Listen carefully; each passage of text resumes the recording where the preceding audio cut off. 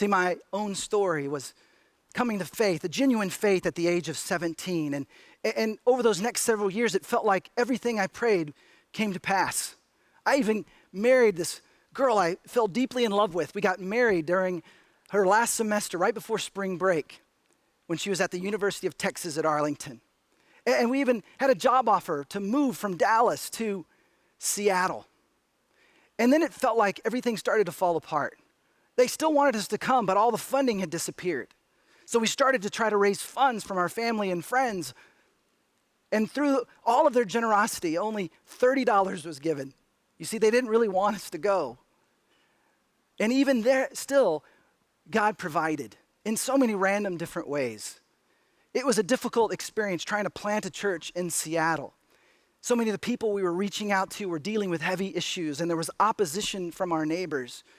We wanted to come back almost as soon as we got there, feeling so isolated from our friends and family in Texas, but we stayed. And in the midst of that, God refined our faith, helped us grow to know him more and to know each other better. And then we finally left. We moved to Southern California after 4 years. And you know, it's sunnier in Southern California, so everything should start working itself out. But it took me way longer to find a job than we'd hoped. Once again, it didn't feel like God was coming through in the way we wanted. And then we got pregnant. By this point, we'd been married for 5 years, and you know, we were excited. We started going to Lamaze class. Deborah got these cool pants with the big elastic waist, and we started eating for two. Of course, I wasn't pregnant, but I ate for two out of solidarity with her. And then the day finally came, and we're in this beautiful birthing suite where they let you watch a movie, and so we were watching Sleepless in Seattle. I figured she should choose the movie. When all of a sudden, an alarm began to go off. Something was wrong with our son's heart rate in utero.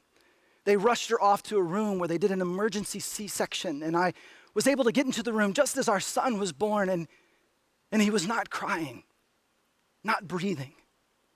I saw the nurses working on him feverishly.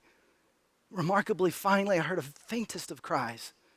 They told us it was probably just fluid on the lungs, and they took him off to another hospital with a NICU. And so I spent some time with my wife there at the first hospital, but before going to see Caleb at the second hospital. And it was there that I discovered that it was not fluid on his lungs, but that Caleb was born with a heart defect, and that without open heart surgery, he would not survive. I'll never forget that drive from the second hospital to the first one, trying to think of the words to share with my wife that our son may not survive. And on that drive, I prayed some angry, bitter tears. God, why would you do this to this innocent child? God, why would you do this to us? We've tried to trust you and follow you. Why would you give us a child that may not even survive? And as I was praying this angry prayer, a verse, my favorite verse, popped into my head, one I'd memorized. The kingdom of God is not a matter of talk, but of power. I dismissed it. That had nothing to do with what I was going through, and yet it came to my mind again. The kingdom of God is not a matter of talk, but of power. And that's when I realized I had a choice to make. Am I going to just talk about having faith, or am I going to experience the power of God by stepping into a moment of uncertainty with faith? I got to my wife and I shared with her the terrible news. And while holding her hands, her calmness just began to calm me. I thought, how is she handling this so well? And then I realized she was still heavily medicated. 2 weeks later, our son was ready for this surgery. And I'll never forget, as we put him on this little tray, that operating table, he looked so fragile. He looked barely alive with all these tubes. I felt much like Abraham must have felt when he felt like he was supposed to sacrifice his son Isaac. And we prayed, God, thank you for these 2 weeks, but would you give us more? Would you let us raise this little boy? But even if he's supposed to go back to be with you, thank you for him. A few hours went by, and we were so elated to hear that he survived and he was going to be okay. We were so excited. Here's a picture of him just after surgery in that season. 2 weeks later, I was talking to a doctor.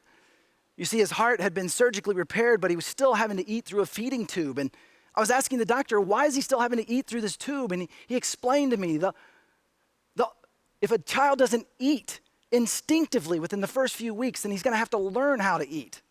And I remember asking him, how do you teach an infant how to eat? I'll never forget what he said. He looked at me and said, well, what you're going to need is an occupational therapist that understands sensory integration. My jaw dropped.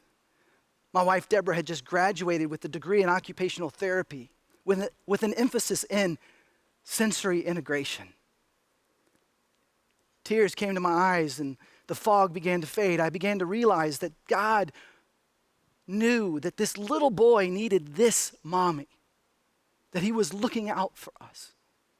Now, I can tell you there are other times in my life where it did not become clear why God was letting us go through something really difficult. But in this moment, I saw the mystery of God at work. Caleb was on that feeding tube until he was about 3.5, just about the time that his sister Trevi was born. Here they are together all those years ago.